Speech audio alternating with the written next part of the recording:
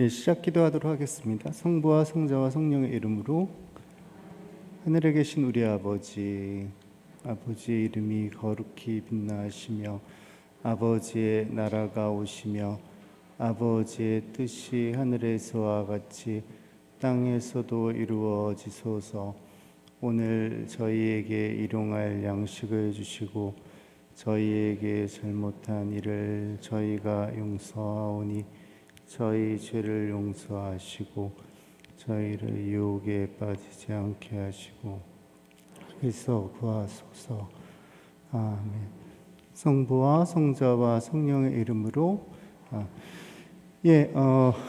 요즘 이렇게 강의 같은 거를 같이 하는 게 쉽지가 않은데요. 또 어려운 기회를 또 마련해 주신 청남동 성당, 특히 청담 영성학교 담당하시는 우리 봉사자님들, 분과장님들 또 감사드리고, 초대해 주신 시부님께도 감사드립니다. 그럼 무엇보다도 이렇게 저녁에 시간을 내서 와주신 교우분들께도 감사드립니다. 그래서 이번 가을, 늦가을에 오늘부터 3번에 걸쳐서 20세기니까 사실은 이제 지난 세기지만 아직까지는 우리가 20세기의 영향력 안에 있고요. 그래서 어떻게 보면 바티칸 공의회를 미리 좀 예비했던, 그러니까 전통을 잘 이어받으면서도 그 전통에 안주하거나 아니면은 거기에 함몰되는 게 아니라 그 전통을 바탕으로 또 새로운 교회의 쇄신의 어떤 방향을 열었던, 교회에 굉장히 충실하면서도 그러면서도 교회가 주님의 뜻에 따라서 시대에 따라 변화하는 그러한 길들을 특별히 이제 학문적으로 또 그리고 영성적으로 열어줬던 분들을 몇 분 소개를 하려고 하는데요. 뭐 너무나 많지만 그 중에서도 뭐 나름대로 중요하다고 생각이 드는 분들이 있어서 오늘은 존 헨리 뉴먼 추기경, 이미 시성이 되셨기 때문에 성인이거든요. 8월 13일인가가 아마 돌아가신 날이어서 이제 내년부터는 아마 그때가 되면 또 이렇게 추기를 지내게 되겠고요. 그리고 다음 주에는 로마노 과르딘이라고 하는 이탈리아계 독일 신학자 신부님이신데, 그분도 역시 2차 바티칸 공의회와 지금까지도 전례 또 그리스도론 또 뭐 종교 철학 이런 데 굉장히 많은 영향을 미치신 분인데요. 로마노 과르디니에 대해서 소개를 해드리면서, 특별히 다음 주 로마노 과르디니를 소개를 할 때 로마노 과르디니가 개인적으로도 약간 우울증 때문에 고생을 하셨습니다. 뭐 우울증이라는 게 열심히 신앙생활 한다고 안 오는 건 아니기 때문에, 이제 그러면서 이제 그 우울함의 의미에 대해서라고 해서 이제 키에르케고르의 철학에 좀 바탕을 해가지고 그 우울함 안에서 우리가 어떻게 하느님의 뜻을 발견할 것인가라는 소책자를 냈는데, 뭐 아무래도 우리가 요즘 코로나 블루 시대에 조금 관심을 가질 만한 내용이어서 과르디니의 전체적인 신학 어떤 또 생애 이런 걸 소개한 다음에 특히 그 소책자인 우울함의 의미에 관하여 나와 있는 내용들을 좀 소개를 하려고 하고요. 마지막 3번째 시간에는 요셉 피퍼라고 하는 역시 독일의 가톨릭 철학자이시고, 이분은 이제 신부님은 아니시고 평신도 오셨는데 토마스 아퀴나스의 철학을 또 이제 현대적으로 잘 해석을 하면서 우리가 어떤 피상적인 삶만 사는 것이 아니라 어떻게 하면 좀 존재의 깊이 이렇게 들어갈 수 있는, 마지막 내 본연의 내 내면의 그 자아를, 그리고 그 안에서 하느님을 만나는 그러한 삶을 어떻게 살 것인가를 그 철학적인 그 바탕에서 이야기를 하시는데요. 그것도 좀 소개해 드리려고 합니다.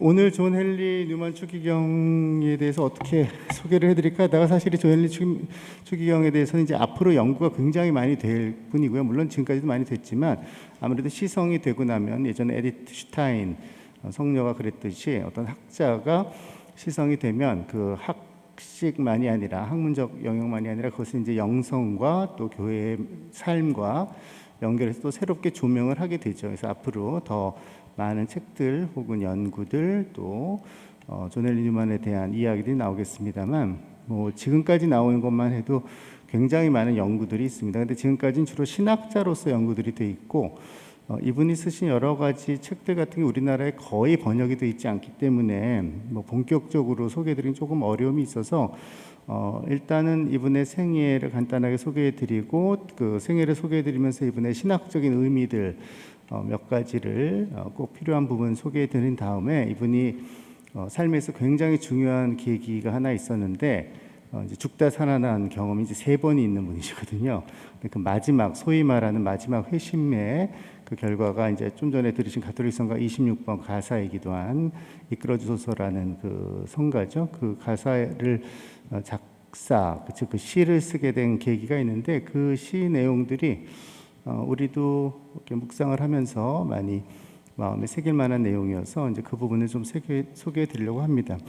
그래서 오늘은 그 위에 지금 PDF가 떠 있긴 한데 이게 좀 글씨가 조금 더 크게 썼으면 좋았겠다는 생각이 드는데 제가 이 스크린 크기를 가늠을 하기가 어려워가지고 이 정도면 됐다 싶었는데 글씨가 조금 그 뒤에서 보기엔 조금 작으실 것 같긴 한데요. 아무튼 시력이 좋으신 분들은 이렇게 잘 보시면 좋을 것 같고 잘 안 보이시면 제가 읽어드리면서 할 테니까 잘 들으시면 좋을 것 같습니다. 그래서 오늘은 여기 나와 있는 내용을 천천히 읽어가면서 제가 좀 설명을 하면서 이렇게 진행을 하도록 하겠습니다. 여기 있는 글은 제가 옛날에 가톨릭 신문에 한 1년 동안 인물과 영성이라고 이렇게 연재를 한 적이 있는데요.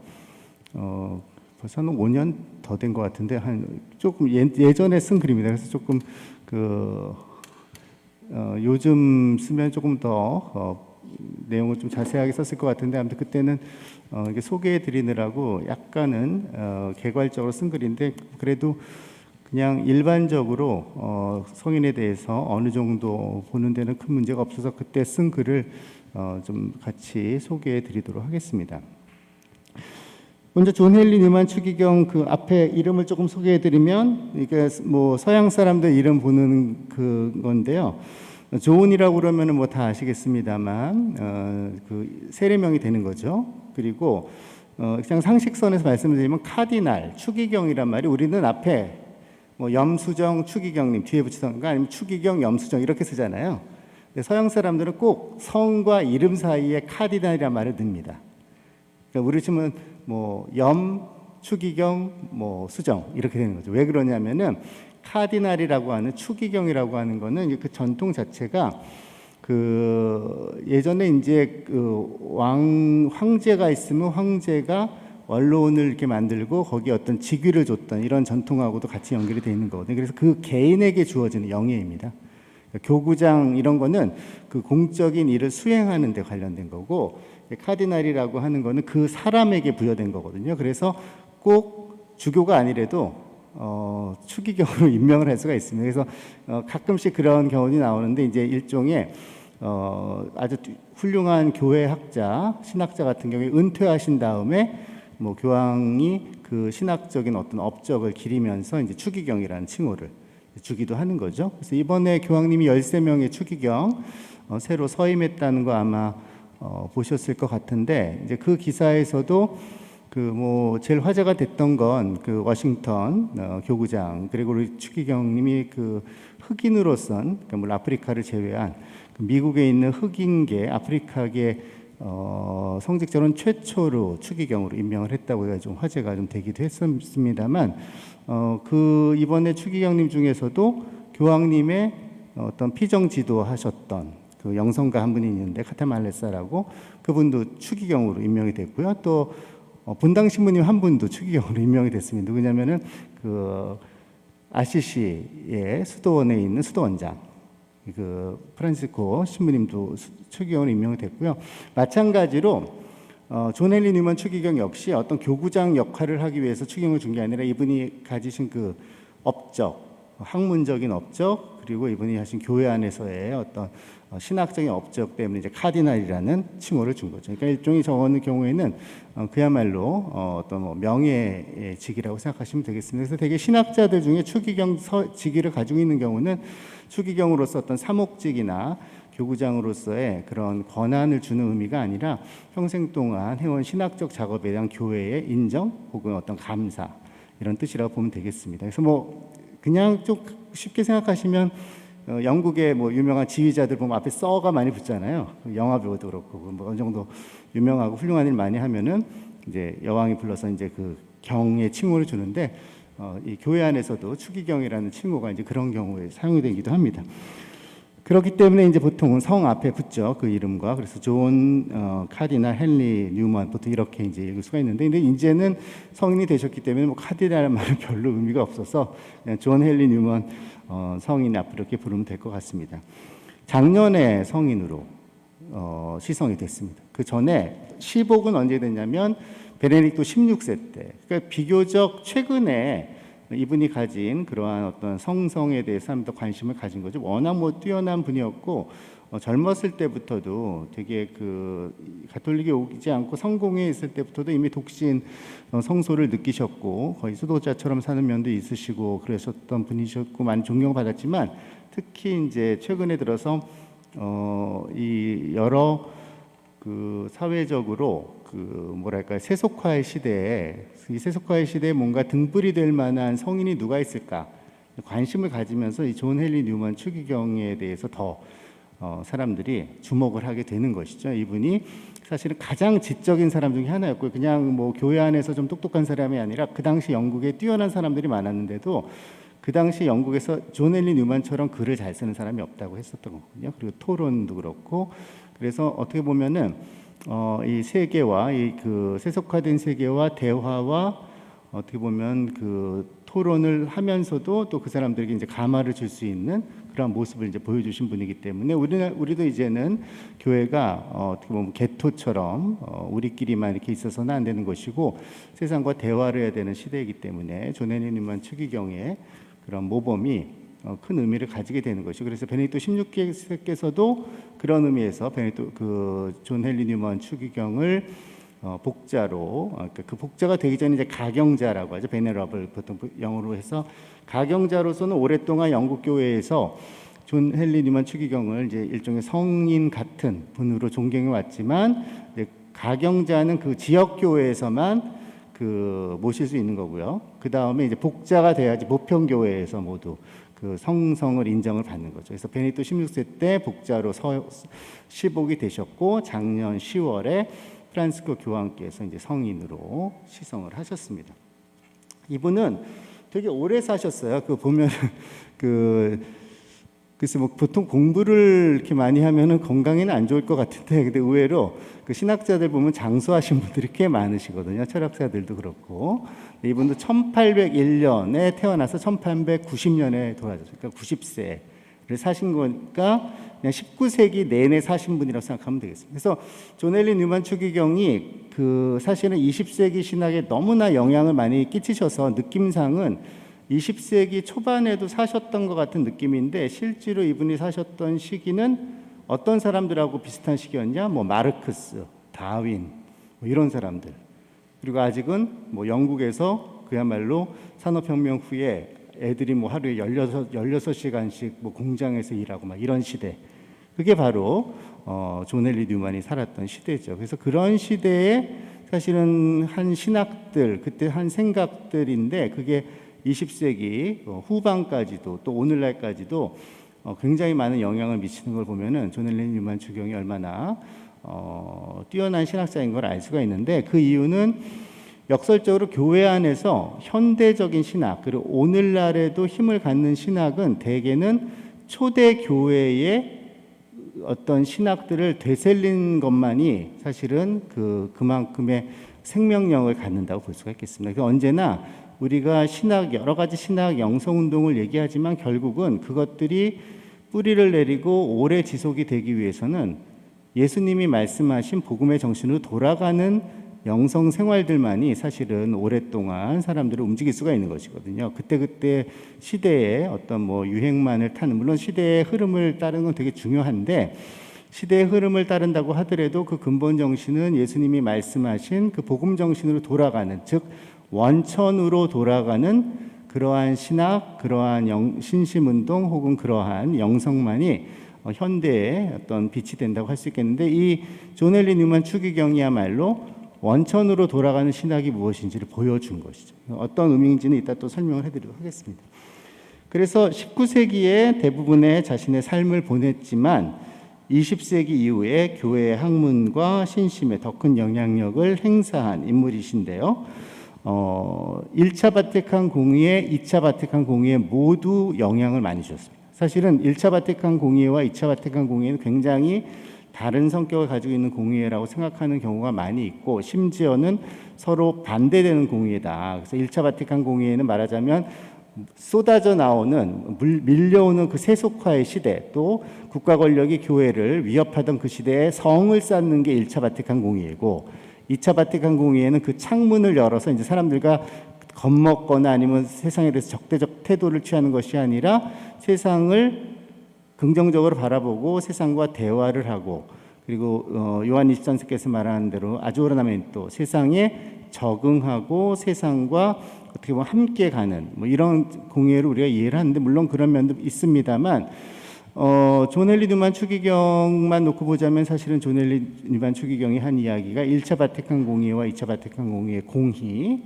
엄청난 영향을 미쳤거든요. 그 얘기는 사실은 1차 바티칸 공의회와 2차 바티칸 공의회는 서로 대립되는 것만이 아니라 서로 보충하는 관계다라는 것을 볼 수가 있습니다. 1차 바티칸 공의회 정신의 가장 기본적인 것은 절대적 진리라. 그 당시에 사회학이라든가 사회운동이라든가 특별히 이제 공산주의가 대두되고 사회주의가 대두되고, 그리고 무신론이 엄청나게 그 확산이 되면서 그 무신론이 가지고 있는 무신론의 기원이 된 거는 그 막시즘만이 아니라 정신분석이라든가 아니면은 여러 가지 뭐 진화론이라든가 뭐 아무튼 과학, 사회 이런 여러 면에서 사람들이 더 이상 불변하는 진리, 영원한 진리, 성서의 말씀이 영원한 생명의 말씀이고 영원한 진리라는 것을 믿지 않고 모든 것은 다 시대가 지나면 변하는 것이 아니냐, 이제 이런 생각을 갖게 된 것이죠. 그러다 보니까 교리도 믿기 어려워지고 성서 말씀의 참됨도 믿기 어려워지고, 이런 시대에 이제 1차 바티칸 공의회 때는 그것들에 대한 어떤 진리의 절대성, 또 진리의 어떤 영원함, 이런 것들을 이제 강조를 한 것이죠. 근데 그게 사실은 존 헨리 뉴만 추기경이 인간이 얼마나 겸허하게 진리 앞에 서야 되는가를 잘 보여줬기 때문에 제1차 바티칸 공의회에 큰 영향을 미친 것이고요. 반면에 제2차 바티칸 공의회에서는 인간이 가지고 있는 자유, 이거를 강조하기 시작했습니다. 원래 교회가 1차 바티칸 공의회 즈음에는 사회에서 자유라고 얘기를 했을 때 거기에 대해서 조금 거부 반응을 많이 교회 안에는 가진 거죠. 왜냐하면은 자유라고 얘기하면 그러면은 신앙에 있어서는 신앙은 순종인데 말씀에 순명하는 것인데, 자유라는 것은 자기가 하고 싶은 대로 하는 것이 아니냐. 그러면은 누가 신앙생활을 이렇게 충실히 하느님의 명을 따라서 하겠는가.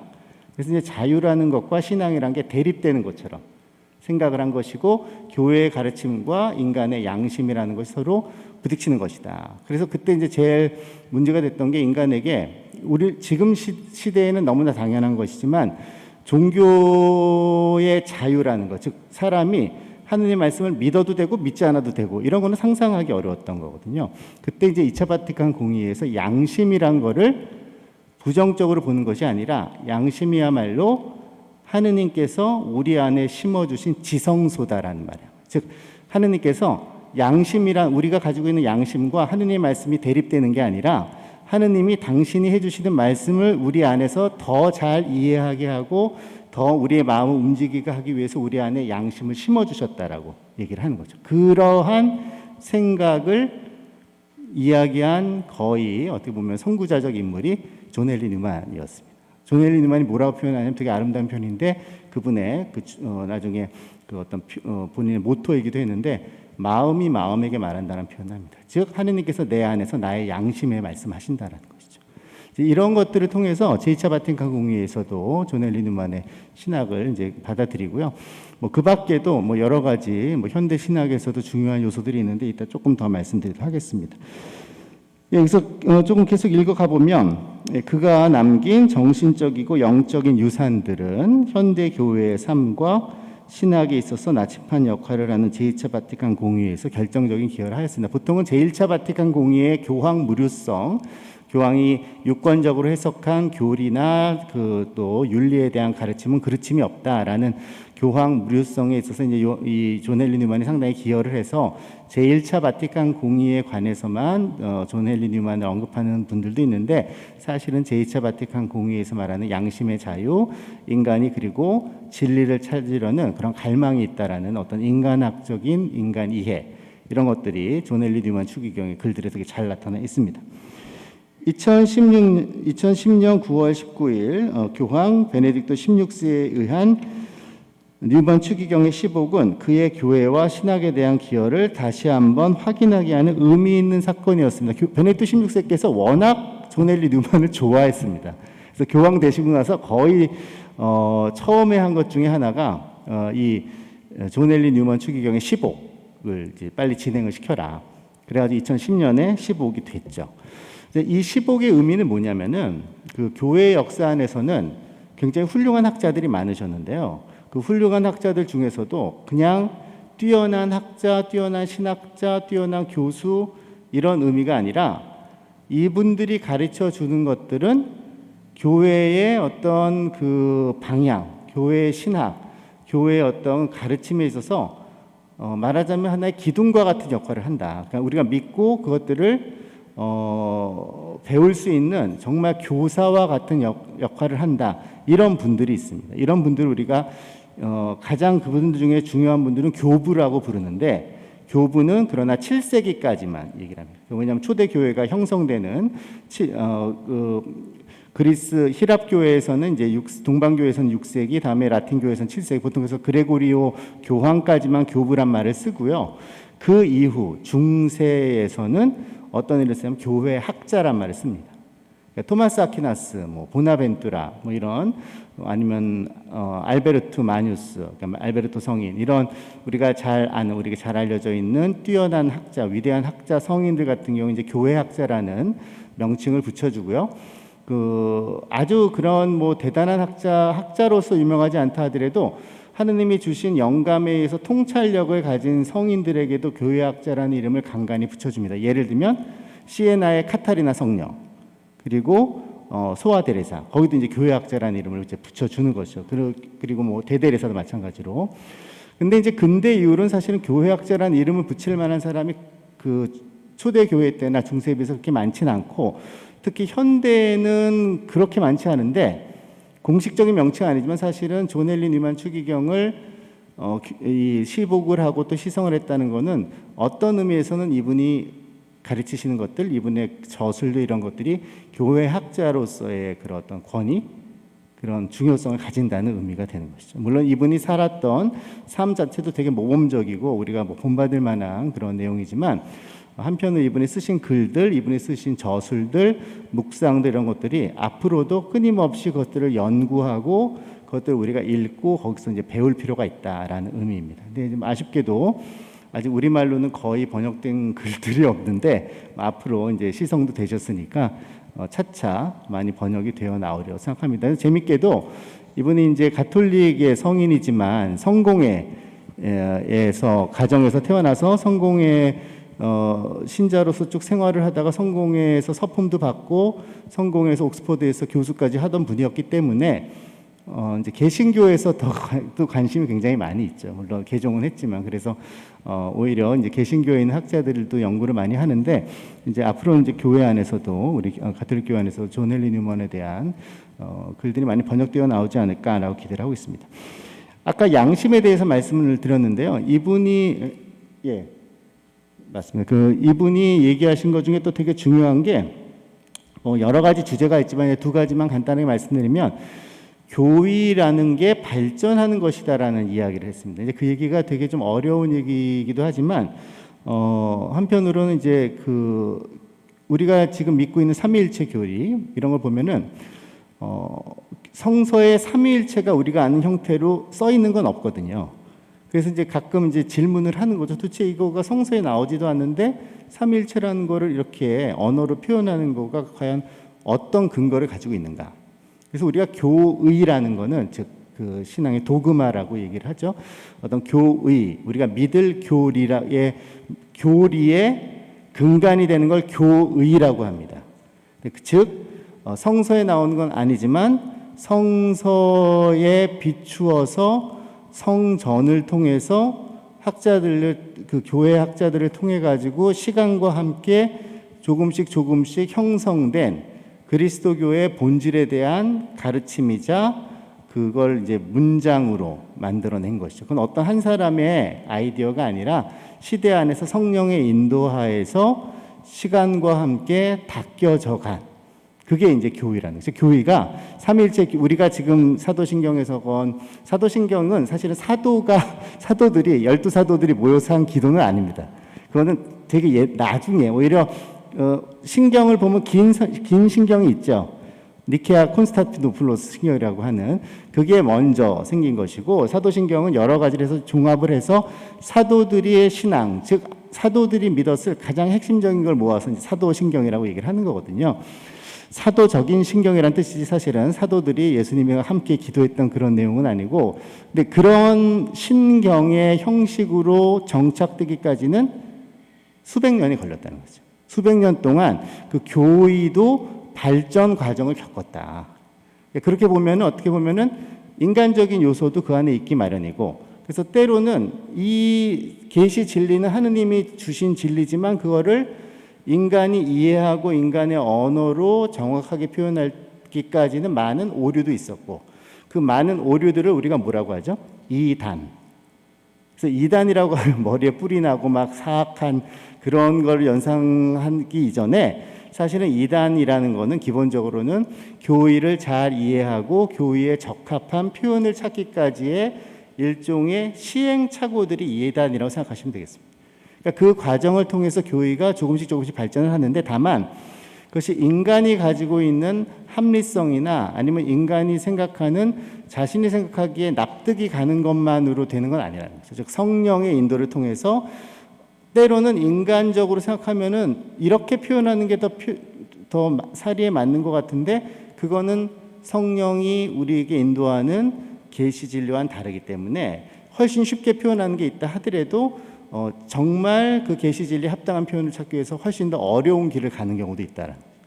대표적인 이단이 아리우스 이단이고, 이 존 헨리 뉴먼도 아리우스 이단을 많이 연구를 했는데요. 그게 그 당시에 18세기, 19세기에 무신론을 주장하는 이른바 합리주의자들, 또 과학주의자들의 사고방식하고 비슷하다고 생각을 한 것이죠. 왜냐하면은 예수님이 하느님이시자 동시에 인간이다라고 얘기하니까 너무 이상한 거예요. 인간이면 인간이니까. 그러니까 생각해 보니까 제일 좋은 거는, 인간인데 하느님한테 뭔가 인정을 받았구나. 그래서 인간이지만 하느님에 의해서 신적인 존재가 되신 분, 이런 생각을 한 거죠.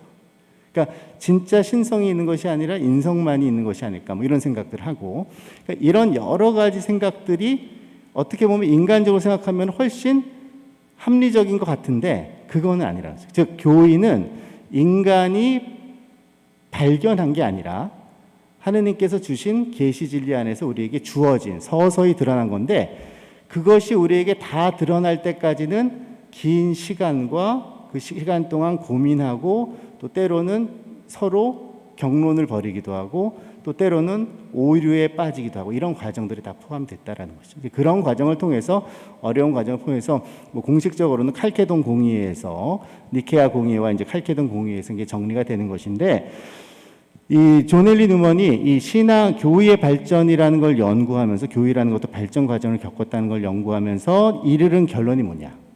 우리가 신학을 하기 위해선 지금 주어져 있는 것들을 우리가 합리적으로 짜맞추는 걸로는 신앙의 그 어떤 심장에 도달할 수 없다. 우리가 정말 신학을 제대로 하고 싶다면 성서와 함께 무엇을 연구해야 되는가? 교부들을 연구해야 된다.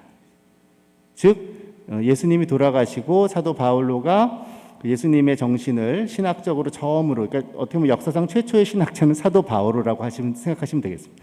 사도 바오로가 한 얘기, 그 다음에 요한이 한 얘기, 이런 것들을 이제 교부들이 등장해서 2세기, 3세기에 알렉산드리아라든가 아니면 가파도기아라든가, 그리고 뭐 아우구스틴 성인 같은 경우는 히포라든가 아니면 밀라노라든가 로마라든가 이런 데 나온 많은 그 교부들이, 그러니까 초대교회라고 하면 보통 2세기에서 한 4세기까지 얘기를 하는 거죠. 그러니까 예수님 돌아가시고 한 100년, 50년 후부터 한 200년 사이, 그때가 이제 말하자면 가장 고민을 많이 했던 시대라는 거죠. 예수님이 누구신지, 하느님이 누구신지, 그리고 교회가 무엇인지. 그래서 예수님이 남기신 말씀, 복음 말씀과 사도 바오로가 남기신 말씀들을 중심으로 해서 거기에 당시에 그리스, 로마 철학, 이런 그 배운 사람들이 쓸 수 있는 여러 가지 교양들, 아무튼 자기들이 할 수 있는 건 총동원해서 그것들을 왜곡되지 않게 표현하려고 엄청 애를 썼다는 거죠. 그리고 단순히 무엇이 예수님의 본성이고 무엇이 하느님의 본성이고 무엇이 교회의 본성인가를 지적으로만 알아본 게 아니라 교부들이 훌륭한 이유는 뭐냐. 예를 들면 우리가 예수님을 위해서 죽을 때까지 십자가를 따라야 된다. 이것이 예수님의 가르침이다. 라고 끝난 게 아니라 그거를 실제로 살았다라는 거죠. 교부들은. 그러니까 교부들의 특징은 위대한 학자이기도 했지만 자신들이 깨달은 바를 실천한 사람들이었다. 그래서 이 존 헨리 뉴먼도 우리가 신학을 하기 위해서는 교부들처럼 해야 된다는 걸 가르칩니다. 근데 요즘은 교부들을 연구를 많이 합니다만 존 헨리 뉴만의 시대에는 되게 오랫동안 교부들에 대해서 연구하는 것을 잊었던 시대였다는 거죠. 그러니까 교부들에 대해서 연구하지 않고 다 그 당대의 신학들만 이렇게 했었는데 교부들을 봐라. 교부들이 어떤 말씀을 했는지, 그리고 그분들이 자신들이 한 말들을 어떻게 실천했는지, 이런 것들을 우리가 배울 때 비로소 제대로 신학을 하는 거다. 즉 신학의 일종의 그 심장을 어떻게 보면 새로 발견하게 한 분이 존 헨리 뉴먼이라고 할 수 있겠습니다. 그분이 또한 되게 좋은, 이것도 약간 다른 부분이지만 신앙의 인식이라는 게 있는데, 이분이 이제 영국 사람은 영국 사람이거든요. 그러니까 뭐 그렇기 때문에 영국 특유의 좀 합리적이고 경험적인 부분이 좀 있습니다. 그러니까 혹시 뭐 관심이 있으셔서 철학사나 사상사를 보신 분들은 아시겠습니다. 뭐 제일 쉽게 얘기하면 흔히 법 체계를 얘기할 때 대륙법과 영국의 경험법이라고 얘기를 하잖아요. 그래서 그 영국은 대개는 관습법을 되게 존중을 한다고 하죠. 그래서 우리가 따르는 법은 대개는 이제 일본을 통해서 들어온 독일법이 기본적으로 원형이 되고 있는데, 그거는 기본적으로 원리를 중심으로 해가지고 이제 일종의 체계를 쌓아가는, 그 체계에 따라서 하나하나 연역해가는 게 이제 이 대륙법의 특징이고, 영국법의 특징은 엄청나게 많은 경험적인 사례들을 놔서 그 사례들을 통해 가지고 관습적으로 시행하는 법들에게 어떻게 보면은 되게 그 중요성을 주는데, 존 헨리 뉴먼이 이게 영국인들의 이제 특징이 되는 거죠. 영국인들은 기본적으로 어떤 거창한 원리나 아니면 어떤 처음부터 그런 체계를 만들려고 하지 않고 실제로 어떤지를 이제 본다라는 거죠. 하나하나를 관찰을 하고 실제로 어떻게 하는지를 하면서 조금씩 확신을 갖는다는 거죠. 그래서 존 헨리 뉴먼이 이제 그러한 문화에서 자랐기도 했고, 자기도 이제 고민을 하면서 이런 생각을 한 거예요. 우리가 언제 신앙의 확신이 드느냐? 이 질문을 합니다. 즉 신앙의 인식. 내가 예수님이 나의 구세주시고 나를 사랑하시고 나를 창조하신 분이시다라는 교리가 물론 우리가 알고 있지만, 내가 언제 그런 확신이 드느냐? 어떤 체험을 하면? 뭘 알면?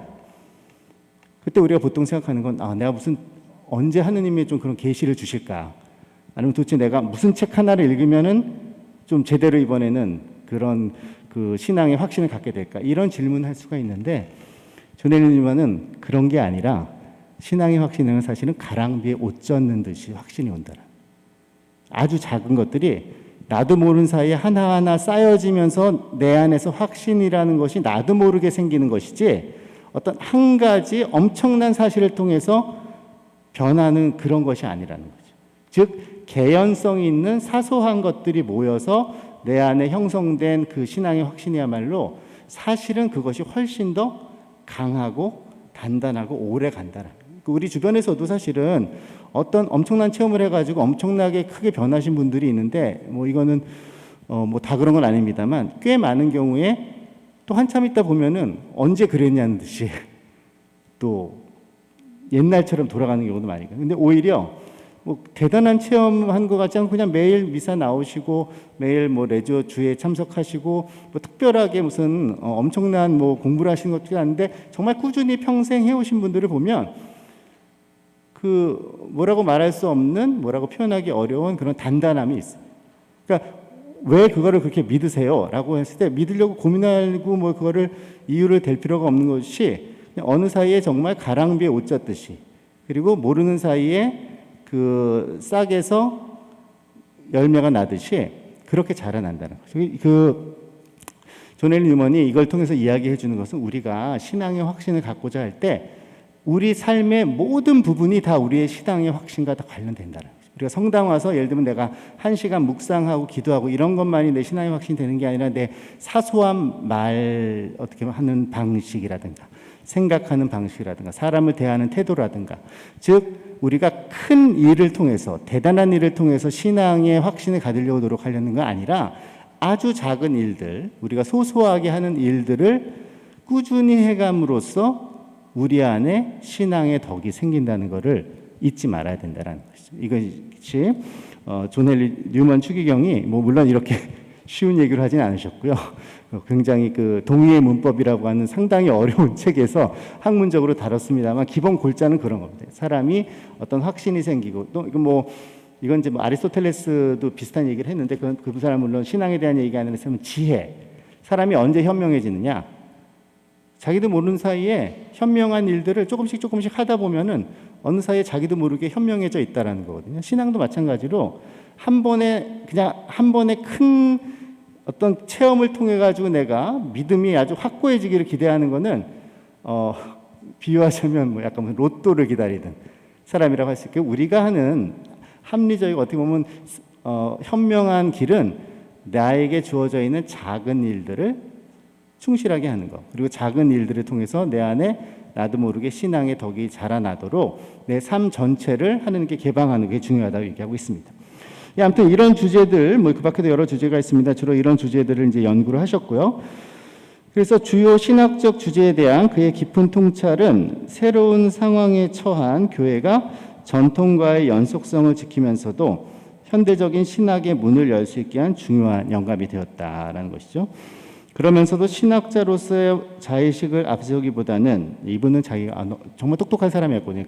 어렸을 때도 너무 똑똑하다는 얘기를 들었고 늘 살았던 사람인데, 다만 아버님이 이제 은행에서 그 간부로 은행가 집안까지는 아니지만 그래도 은행의 요즘으로 치면은 간부급 이제 위치이셨는데, 그래서 좀 비교적 유복하게 자라다가 아버지가 다니시던 은행이 파산하는 바람에, 그래서 이제 양조장을 이제 경영하기 위해서 시골로 내려오셨죠. 그 전에는 이제 대도시에서 이제 학교를 다니다가 시골로 왔다가, 아버지가 이제 계속 그 양조장도 또 망해가지고 나중에 좀 고생을 좀 하셨습니다. 고생하셨는데 되게 책임감이 있으셔서 자기 동생들까지도 다 공부시키고 그랬는데, 너무 똑똑해서 이제 옥스퍼드에 이제 갔죠. 옥스퍼드에 가서 뭘 할지 고민을 하다가 이제 법학을 할 것인가 신학을 할 것인가 고민을 했는데, 근데 이미 10대 때 굉장히 중요한 체험을 한번 했는데요.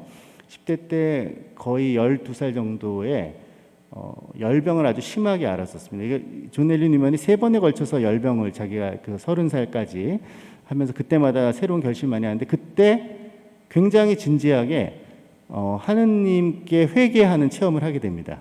헨리 뉴먼도 이제 그러면서 그때부터도 나 하느님을 위해서 뭔가를 해야 될 텐데, 그래서 자기가 독신으로 살아야 되나 이런 거를 조금씩 고민하기 시작했다고 하는데요.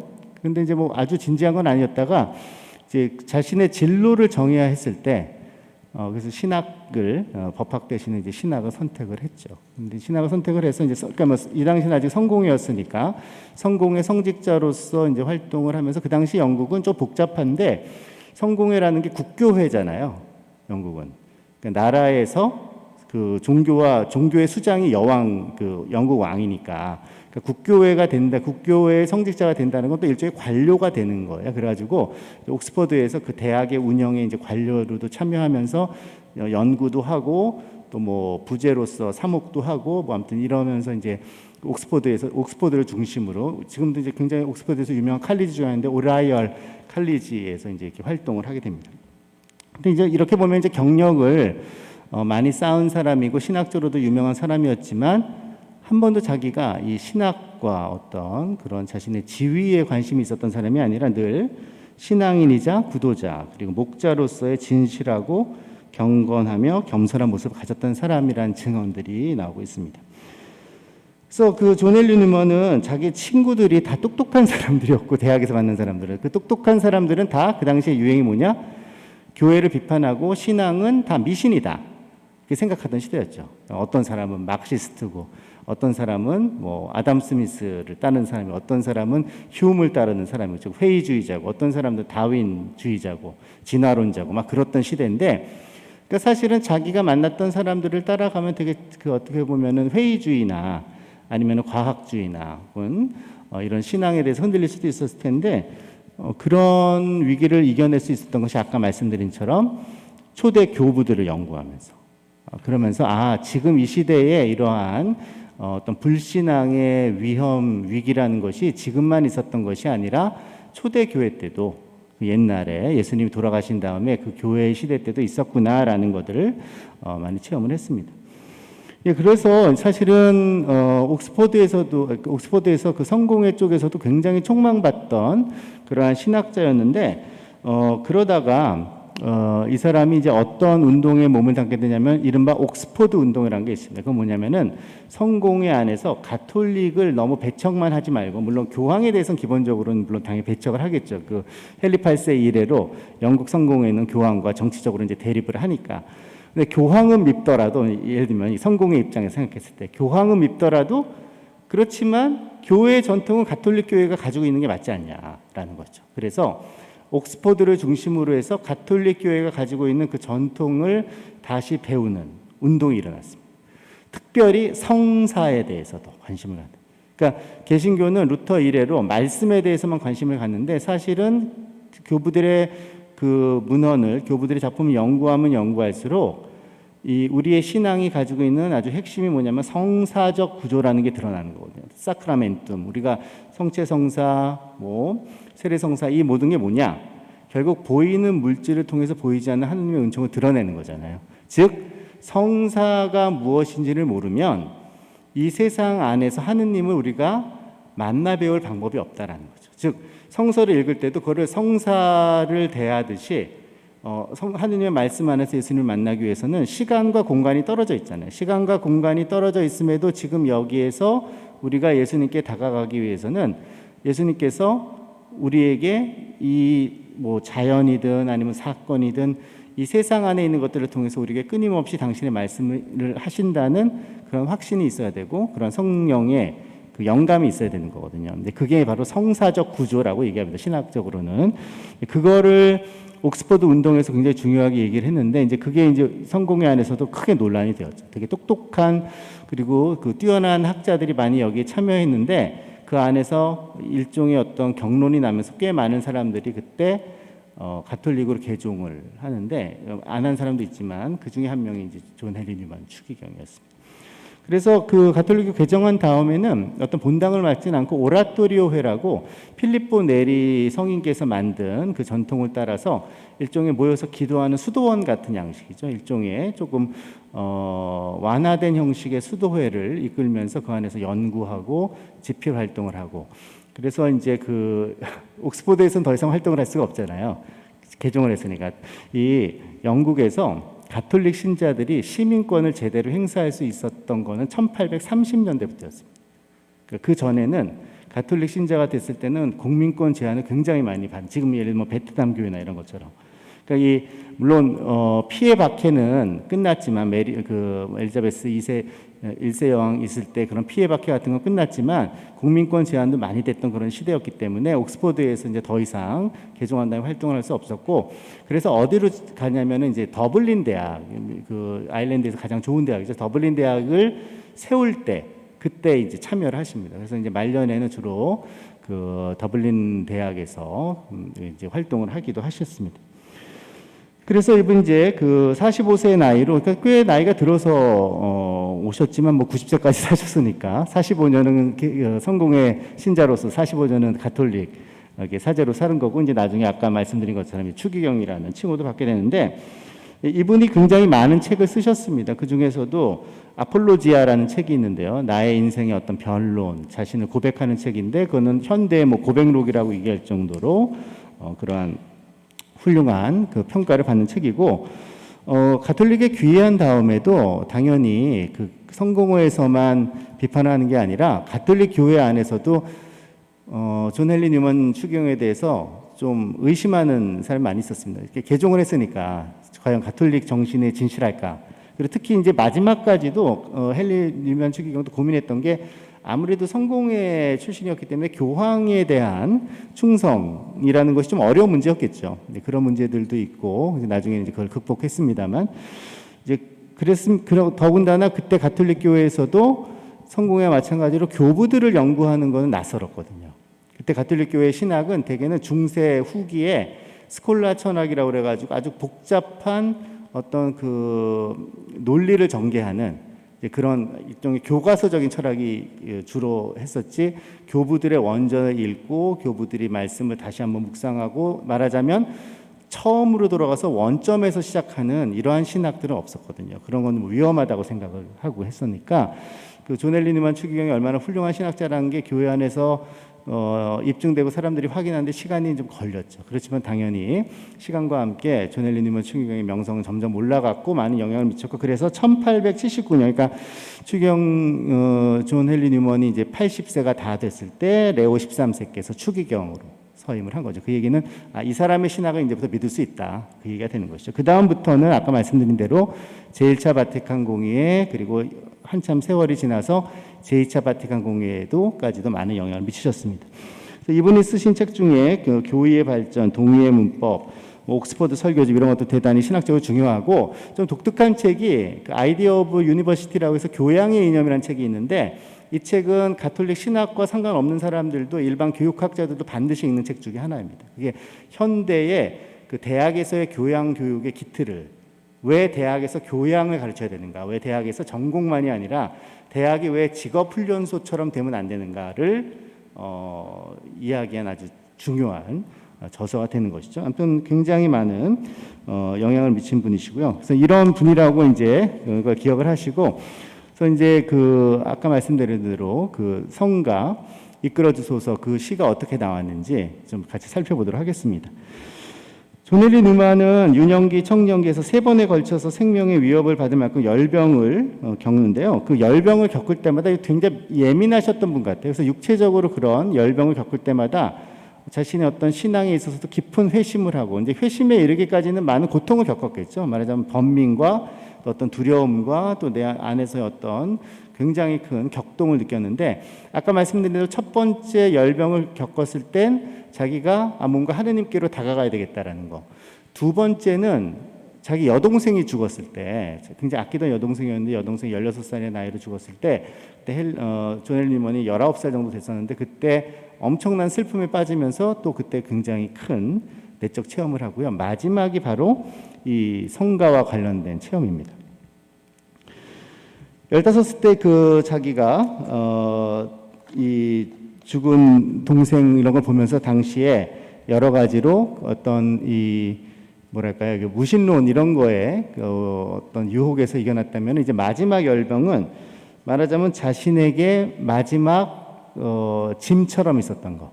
즉 이분이 워낙 공부를 잘할 뿐더러 공부를 좋아하는 경향이 워낙 강하다 보니까 스스로 생각해도 지성적인 관심사에, 어떻게 보면은 자신이 공부하고 연구하고 이런 거에만 마음이 가는 걸 이제 느꼈던 거죠. 그리고 어떤 면에서는 자신의 그런 경력, 야심 이런 것도 있었던 것이고, 이제 거기에서 자유로워진 그러한 계기였다고 얘기를 합니다. 1933년에 자기 친구와 함께 그 여행을 가는데, 그 존 헨리 뉴먼이 이제 아버님이 이제 망하셨으니까 별로 이제 돈이 없잖아요. 근데 이제 좋은 친구가 있었는데 프루드라고, 이 사람도 성공회에서는 중요한 신학자가 되는 분 중에 하나인데, 이 집이 이제 좀 유복하게 사는 집이어서 아버지와 이제 그 친구가 아버지와 여행을 갈 때 존 헨리 뉴먼을 동행을 하게 됐습니다. 그러니까 친구 덕에 로마 구경을 가게 된 거죠. 그때 처음으로 로마를 비롯한 이탈리아의 가톨릭 문화를 접하면서 말하자면 가톨릭에 대한 거부감이 사라지는 계기가 되었다고 합니다. 예, 그 나중에 개종하게 되는 어떻게 보면 하나의 이 기반이랄까, 혹은 중요한 그러한 그 선체험이라고 할 수 있겠는데요. 그런 걸 통해서 가톨릭 정신이 무엇인지 단순히 무슨 어떤 책이나 그런 어떤 그 글보다 훨씬 더 중요하게 몸으로 이제 체험을 한 것이, 이런 게 신앙이구나, 이런 게 정말 교회의 전통이구나, 이런 걸 이제 느끼게 됩니다. 그래서 로마도 좋고 뭐 여러 군데를 이제 쭉 다녔는데, 이제 너무 좋아서 자기가 혼자 그 어디에 머물게 되냐면은 시칠리아를 여행을 하게 됩니다. 시칠리아를 여행을 하게 되는데, 시칠리아를 여행을 하러 갔다가 시칠리아에서 열병이 걸렸어요. 아마 장티푸스로 추정이 되는데요. 그 열병 때문에 그때도 거의 죽을 뻔했던 것이죠. 죽을 뻔하다가 다행히도 거기에서 회복이 됐습니다. 회복이 돼서 이제 좀 돌아오려고 하는데, 이제 돌아오려면 어떻게 되냐면은 시칠리아에 있는 시칠리아의 수도가 팔레르모잖아요. 팔레르모에서 바로 오는 배가 없어서 이제 그 마르세유를 거쳐 가지고 와야 되는데, 거기 있는 해협을 보니파시우스 해변이라고 이제 보통 얘기를 하는데, 거기에서 바람이 멈춰가지고 옛날에는 이제 배들이 좋지 않았으니까 한참을 거기 머물러 있어야 됐대요.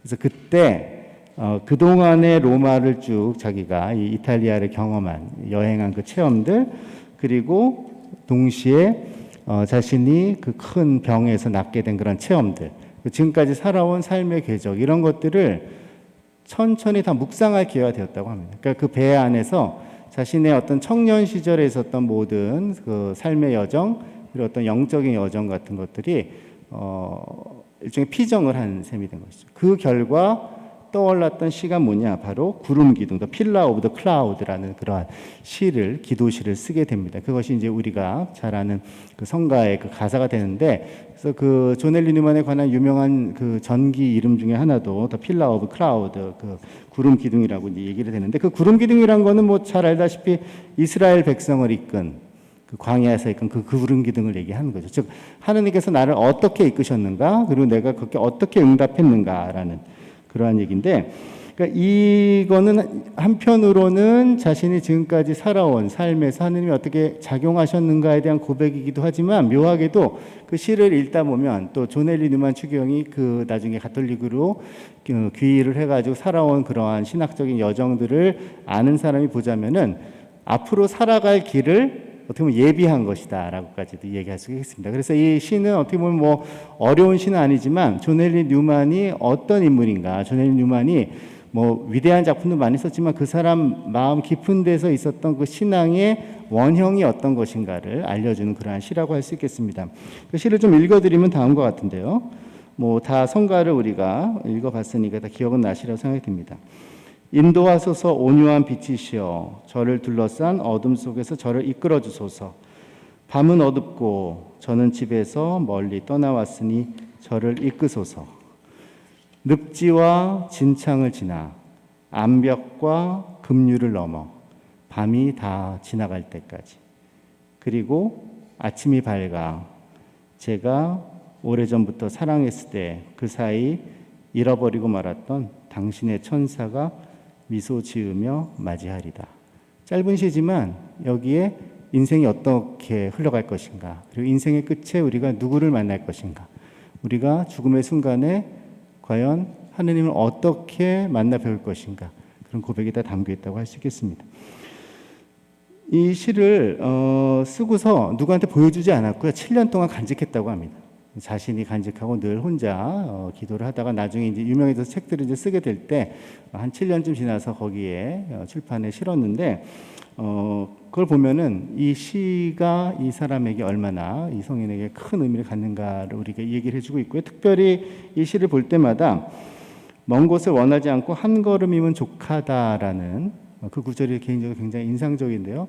존 헨리 뉴만이 되게 위대한 인물이지만, 이분이 더 위대한 이유는 위대한 인물이면서도 스스로 위대하려고 한 것이 아니라 늘 작고 소박한, 그리고 겸허한 발걸음을 걸었던 분이라는 것이죠. 이분이 한 또 기도 중에 유명한 게, 자신은 하느님의 빛을 비추는 거울이면 족하다라는 그런 기도문, 비교적 잘 알려진 기도문입니다만, 평생을 살아오신 그러한 삶의 어떤 모습이 바로 하느님이 나를 이끌어 주시는 그 하루하루에 어떻게 보면 감사하고, 그 하루하루를 통해서 우리의 삶이 형성되어 가는 것을 겸허하게 받아들이는, 이것이 이제 존 헨리 뉴만 영성의 어떤 핵심이라고 할 수 있겠습니다. 존 헨리 뉴만 뭐 굉장히 위대한 신학자이자 굉장히 심오한 사상가이지만, 이제 그러한 분이지만 사실은 이분이 출발하는 영성의 그 핵심은 거창한 데 있는 것이 아니라, 아까 말씀드린 것처럼 우리는 우리의 인생이 어떻게 되는지 알 수가 없고, 하느님이 이끄시는 대로 한 발 한 발 걸어갈 뿐이고, 하느님이 우리를 이끄시는 그 온유한 빛이시라는 것, 굉장히 아름다운 표현이거든요. 굉장히 젠틀리, 그러니까 나를 언제나 온유하게 이끄시는 분이다. 이게 이제 존 헨리 뉴만의 확신 중에 하나였습니다. 우리의 인생은 굉장히 고달프고 보면 정말 역경도 많지만 하느님은 우리를 그럼에도 불구하고 세상 누구보다도 온유하게 우리를 이끄시는 분이라는 그 확신이 있을 때 우리 험한 세상 안에서도 우리가 희망과 또 용기를 가지고 이제 걸어갈 수 있는 것이죠. 예, 앞으로도 존 헨리 뉴만 추경에 대해서는 이제 여러 가지로 이제 들으실 기회가 많이 있으리라 생각이 듭니다만, 우리에게 잘 알려진 성가 26번 같이 노래를 부르면 좋겠습니다만 때가 때이니만큼 노래를 같이 부를 수는 없고 집에서 한번 혼자 오늘 돌아가셔서 성가책 한번 펴보시면서 노래 한번 조용히 부르시면서 나도 지금 어려움도 있으시고 여러 가지 힘든 것도 있겠지만 하느님께서 이 성인도 그랬듯이 한 발 한 발 나를 이끌어 주신다는 거, 한 발 한 발 이끌어 주시기 때문에 멀리는 안 보일 수가 있거든요.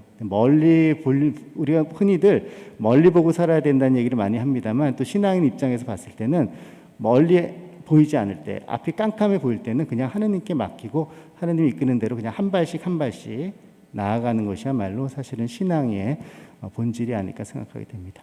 네, 오늘 함께 해주셔서 감사드리고요. 기도를 한 다음에 그 성가를 틀어주신다니까 들으시고 가보시면 되겠습니다. 성부와 성자와 성령의 이름으로, 영광이 성부와 성자와 성령께, 성부와 성자와 성령의 이름으로, 아멘. 감사합니다.